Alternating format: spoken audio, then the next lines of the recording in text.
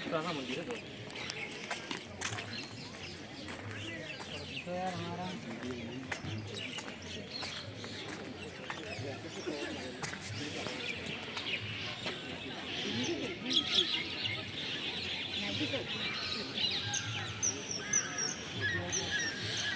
चल देख मैं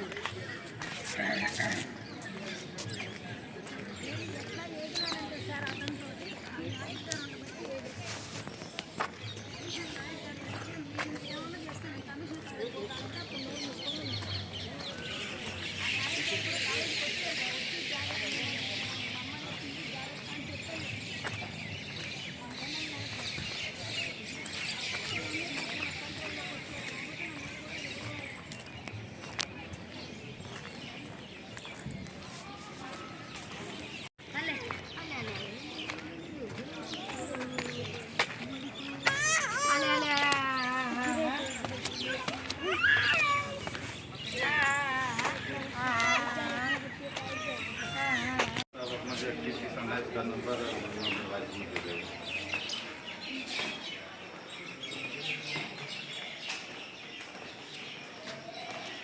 ठीक है आए घूमने मरोरा सन टेम्पल।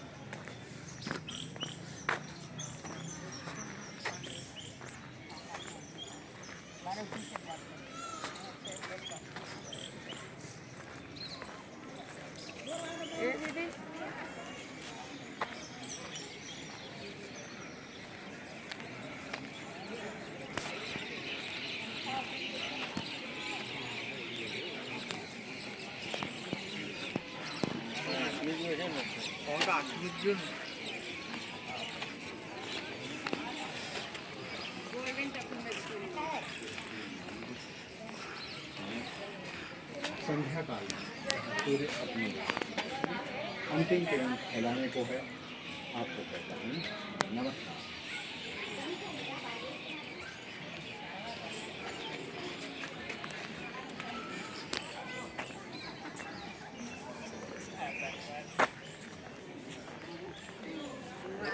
సరిపోయి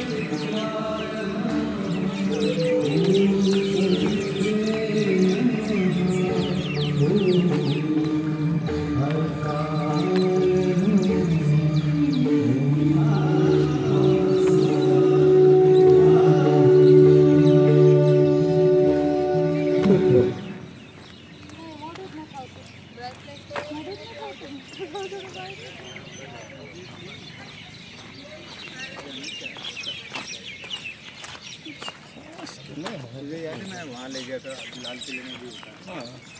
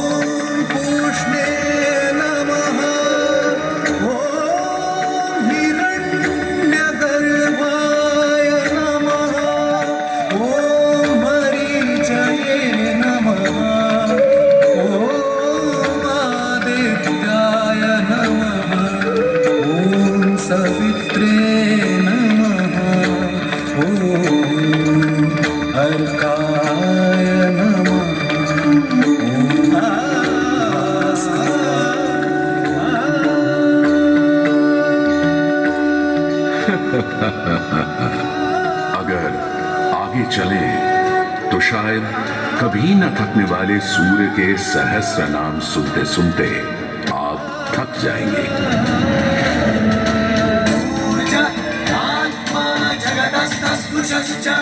हमारी सभ्यता के सबसे पुराने और आधारभूत ग्रंथ ऋग्वेद के पहले मंडल में ही सूर्य का बखान करती हैं ऋचाएं और सूर्य से मिली अग्नि से ही शुरू होती है ऋग्वेद की पहली ऋचा अग्नि, जो सूर्य के प्रकाश और ऊष्मा में थी।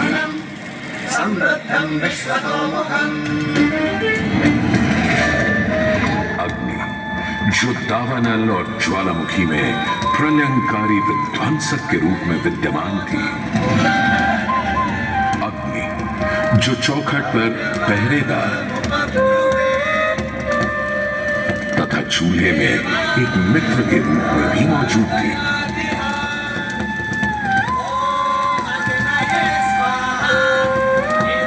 तभी तो भारत ही नहीं, पुरातन मिस्र में रा, दक्षिण अमेरिका में इंती, अफ्रीका में लीजा, फारस में अगी, चीन में झुरान, जापान में तागुत्सूची और कोजिन, तुर्की में अलाज, यूनान में हेफेस्टोस हेलिकोस और रोमनों में वाल्कैन और फीबस जैसे पौराणिक अग्नि स्वरूप देवों की कल्पना विद्यमान है।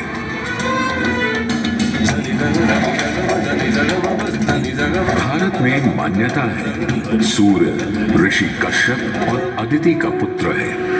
कहते हैं जब सूर्य की शादी विश्वकर्मा की पुत्री संजना से हुई तो संजना उसकी चमक से इतनी परेशान हो गई कि पिता विश्वकर्मा को छाया का निर्माण करना पड़ा। और तभी से चल रहा है सूरज की रोशनी के साथ धूप छांव का खेल। उन्होंने सूर्य के कुछ टुकड़े काटकर उसी से गढ़ दिए थे भगवान विष्णु का चक्र, शिव का त्रिशूल, कुबेर की गदा और कार्तिकेय का भाला।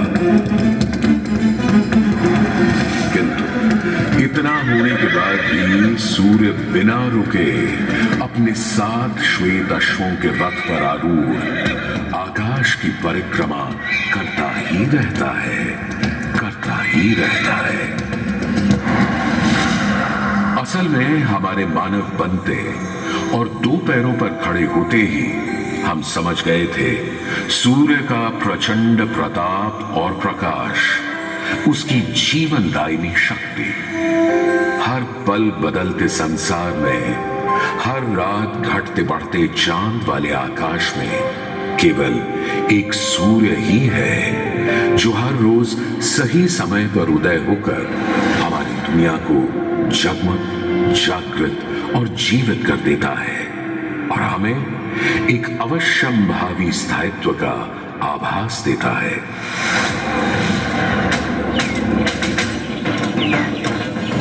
सूर्य से ही तो हमारी फसलें, फल, पक हमें भोजन देते हैं। सूर्य से ही तो हमें बादल और बारिश मिलती है। और सर्दियों में सूर्य जरा रूठा तो जीना दूभर हो जाता है। पेड़ों के पत्ते झड़ जाते हैं, वन्य जीवन गुप्त होकर लुप्त हो जाता है और पूरी दुनिया बेरंग सफेद हो जाती है।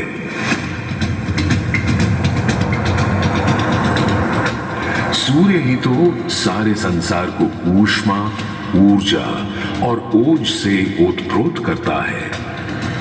इसीलिए तो ऋग्वेद में कहा है कांतिमय ईश जनों का मुख प्रकट हुआ है सूर्योदय के साथ। हे ईश्वर, इस आदित्य के उदय के साथ हमें अंधकार, दुर्भाग्य और पाप दोषों से भी बंधन मुक्त कर देना आज।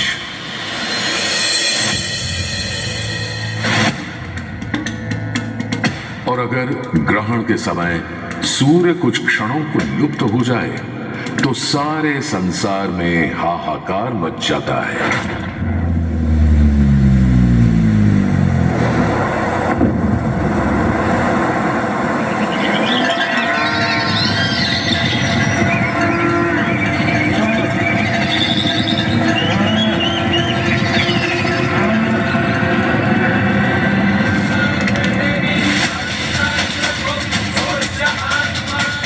यह सूर्य के अनंत गुणों का प्रभाव ही तो है कि सारे संसार में आदिकाल से सूर्य की अर्चना, आराधना और सूर्य मंदिरों का निर्माण होता रहा है।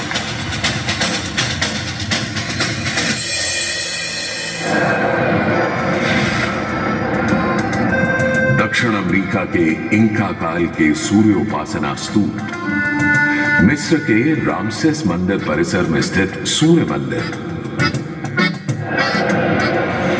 रोम और यूनान, चीन और जापान, मेसोपोटामिया और ईरान के सूर्य मंदिर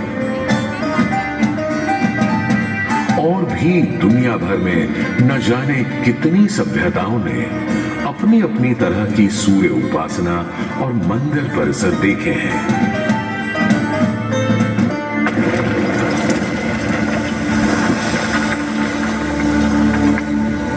उत्तर में कश्मीर में बना मार्तंड मंदिर, जहां भारत भर के मंदिर परिसरों में सबसे विशाल है,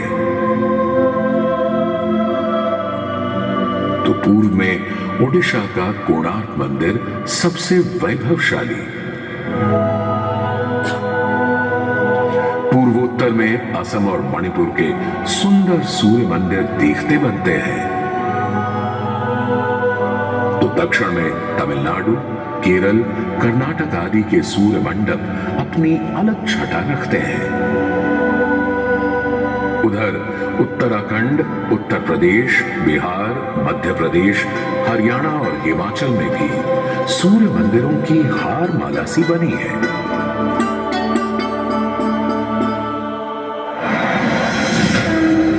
किंतु यदि मैं कहूं कि देश के पश्चिम में, अपने गर्वी गुजरात में, अपने इस मोढेरा में सदियों से स्थित आपके सामने खड़ा यह सूर्य मंदिर संसार का सबसे विलक्षण, विचित्र, वैविध्यपूर्ण, सुंदर, सुरूप, सुघड़ और सुघर मंदिर है, यह अतिशयोक्ति नहीं होगी।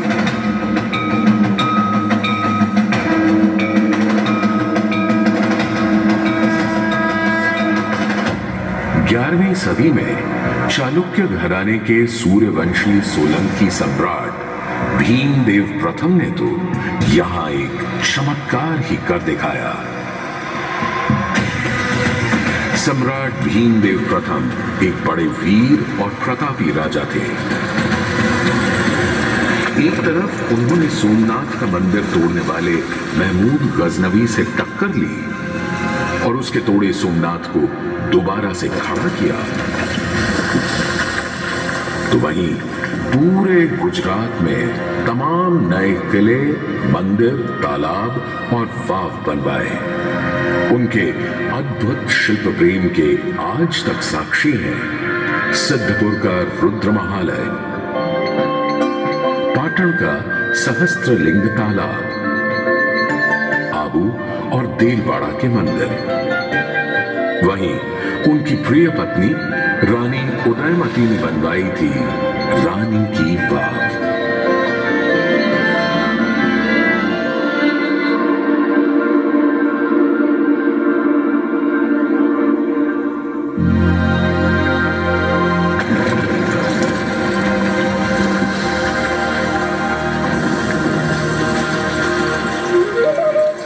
किंतु इन सारे स्थापत्य और शिल्प के नमूनों से कहीं ऊपर था राजा भीमदेव का पुष्पावती नदी के किनारे सन 1026-27 में करवाया इस सूर्य मंदिर का निर्माण।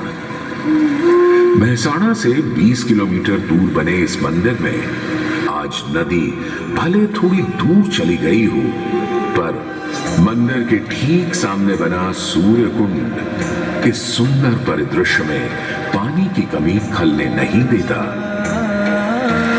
सूर्य के प्रकाश पुंज और जल का यह खेल पूरे परिसर को तरंगित और झंकृत करता रहता है।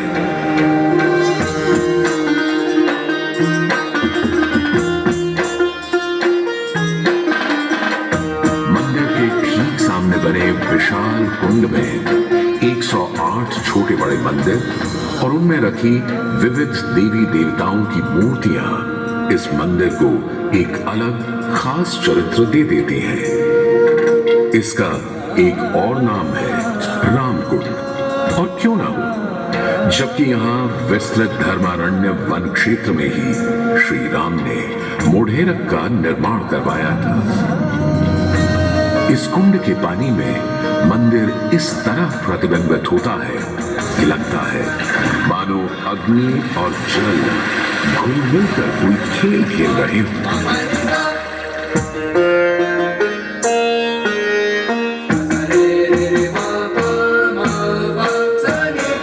तालाब की तरफ से सीढ़ियां चढ़ते ही एक सुंदर तोरण आपका स्वागत करता है। तोरण से होते हुए जैसे ही आप मंदिर के पास पहुंचते हैं, एक नया संसार सामने आ खड़ा होता है।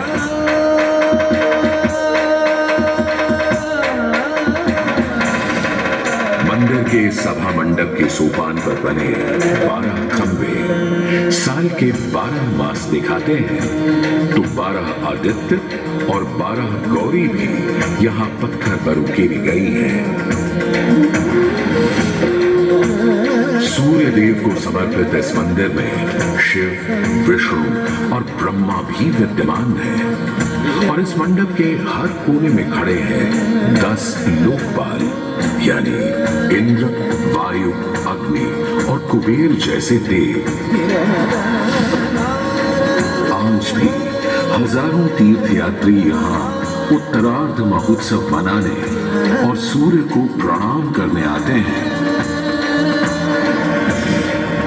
इस हेरिटेज साइट पर हजारों देशी विदेशी सैलानी भारत के इस विलक्षण सूर्य मंदिर को देखने, समझने, इसकी वैज्ञानिक पहेलियों को बूझने चले आते हैं। संसार और विशेषकर भारत में बने अधिकतर सूर्य मंदिरों की तरह मोढेरा के मंदिर को बहुत वैज्ञानिक सोच समझ से बनाया गया है।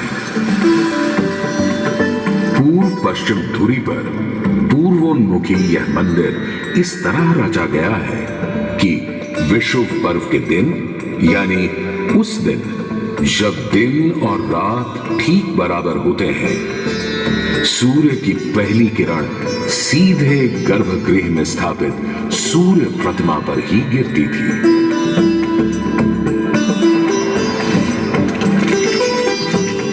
आज हमने सूर्य की कृपा को एक अलग तरह से भी बटोरना, सहेजना और संभालना शुरू कर दिया है, सोलर पावर या सौर ऊर्जा के रूप में। आज जब हमें अपनी धरती और पर्यावरण को खनन और प्रदूषण से बचाना है, तो ऐसे में भी सूर्य देवता ही तो हमारे सबसे बड़े मित्र बनकर सामने प्रकट हुए हैं। यहाँ बैठकर जो शो आप देख रहे हैं, वो भी दिन में इकट्ठी की गई सौर ऊर्जा से ही चल रहा है। और क्यों ना हो, जब हमारा भारत प्रधानमंत्री आदरणीय नरेंद्र मोदी जी के प्रोत्साहन और नीतियों से दुनिया का चौथा सबसे बड़ा सौर ऊर्जा बनाने वाला राष्ट्र बन गया है।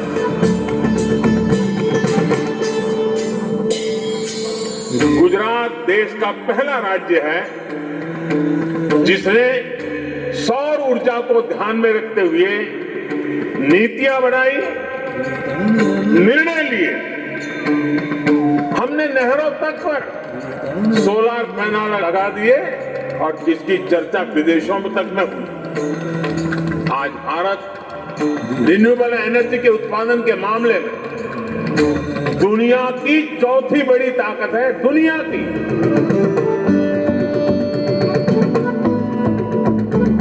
आज भले ही इस मंदिर से सूर्य की मूर्ति हट गई हो, पर सूर्य ने अपनी कृपा दृष्टि कभी हमारे संसार से नहीं हटाई।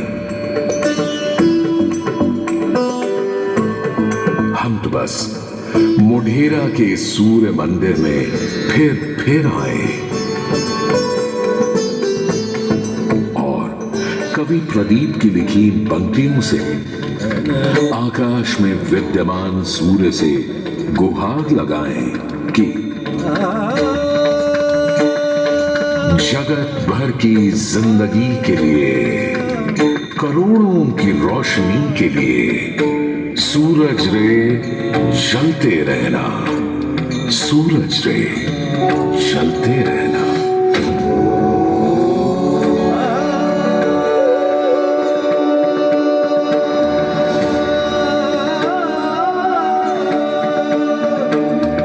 ओम सूर्याय नमः, ओम मित्राय नमः, ओम रवये नमः,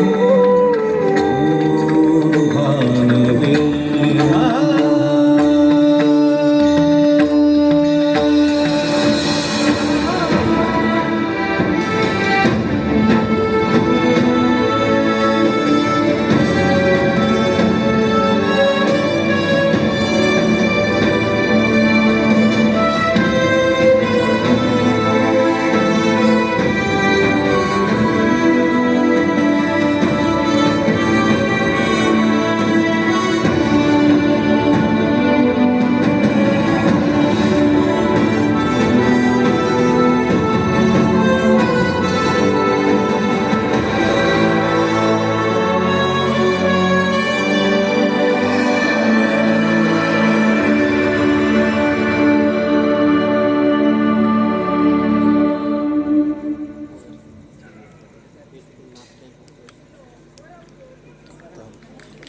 हाँ, चलो, स्वागत है।